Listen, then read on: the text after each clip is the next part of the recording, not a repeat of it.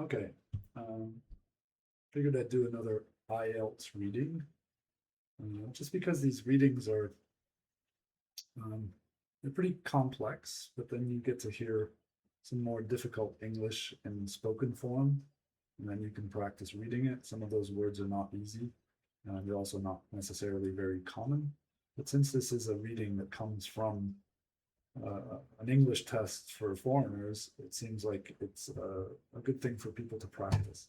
So I'm going to read you an IELTS reading on time travel.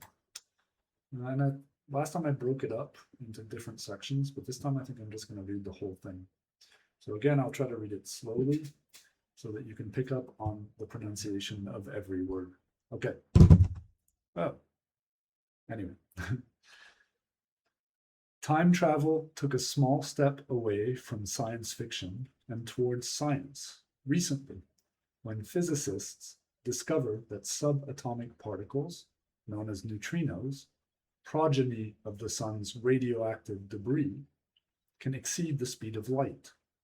The unassuming particle, it is electrically neutral, small, but with a non-zero mass and able to penetrate the human form undetected, is on its way to becoming a rock star of the scientific world.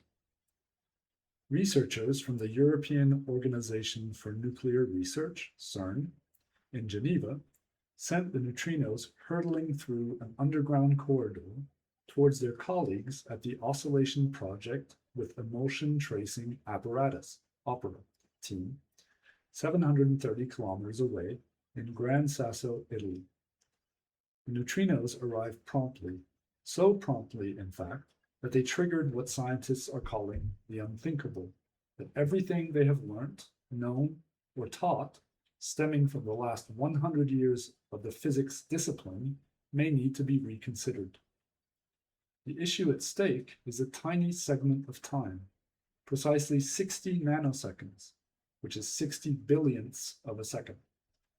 This is how much faster than the speed of light the neutrinos manage to go in their underground travels, and at a consistent rate, 15,000 neutrinos were sent over 3 years.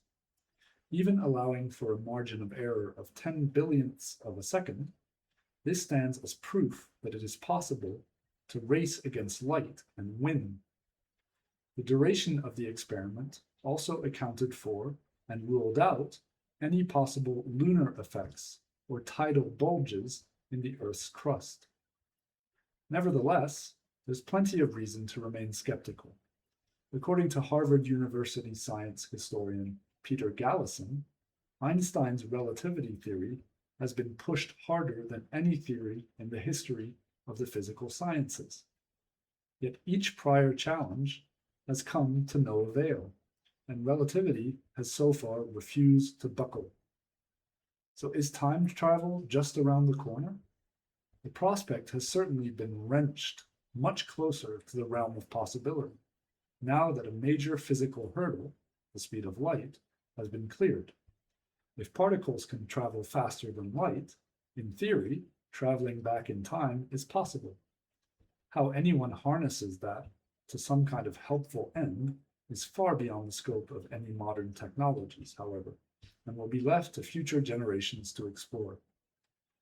Certainly, any prospective time travelers may have to overcome more physical and logical hurdles than merely overtaking the speed of light. One such problem, posited by René Barjavel in his 1943 text Le Voyageur Imprudent, is the so-called grandfather paradox. Barjavel theorized that if it were possible to go back in time, a time traveler could potentially kill his own grandfather. If this were to happen, however, the time traveler himself would not be born, which is already known to be true. In other words, there is a paradox in circumventing an already known future. Time travel is able to facilitate past actions that mean time travel itself cannot occur. Other possible routes have been offered, though. For Igor Novikov, astrophysicist behind the 1980s theorem known as the self-consistency principle, time travel is possible within certain boundaries. Novikov argued that any event causing a paradox would have zero probability. It would be possible, however, to affect rather than change historical outcomes if travelers avoided all inconsistencies. Averting the sinking of the Titanic, for example, would revoke any future imperative to stop it from sinking. It would be impossible.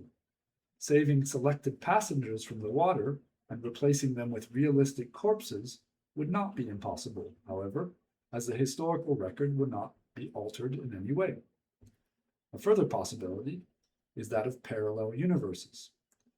Popularized by Bryce Seligman DeWitt in the 1960s from the seminal formulation of Hugh Everett, the many worlds interpretation holds that an alternative pathway for every conceivable occurrence actually exists.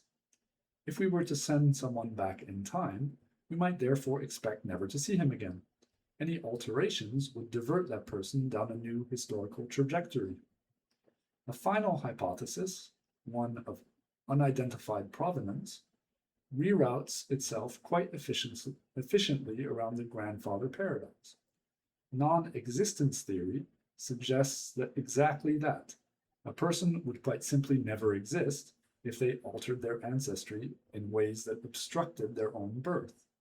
They would still exist in person upon returning to the present, but any chain reactions associated with their actions would not be registered. Their historical identity would be gone. So will humans one day step across the same boundary that the neutrinos have? World-renowned astrophysicist Stephen Hawking believes that once spaceships can exceed the speed of light, humans could feasibly travel millions of years into the future in order to repopulate Earth in the event of a forthcoming apocalypse. This is because, as the spaceships accelerate into the future, time would slow down around them. Hawking concedes that bygone eras are off limits. This would violate the fundamental rule that cause comes before effect. Hawking is therefore reserved yet optimistic. Time travel was once considered scientific heresy, and I used to avoid talking about it for fear of being labeled a crank. These days, I'm not so cautious.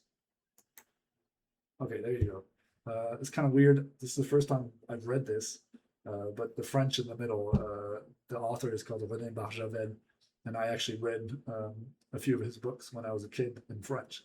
So it was kind of funny to see his name there. And the first time I pronounced it in English, René Barjavel, and then after that you got the title and his name again in French. So sorry about that, but I have a hard time reading French names in English when I know how to say them in French. So anyway, hopefully that is useful to you, and you can, pause it, copy what I'm saying, work on the pronunciation of certain words. And again, I read it just naturally, so sometimes I'll stumble, I'll make a mistake, because people do that. When people read, they don't always read everything correctly the first time, even if they're native speakers, that happens.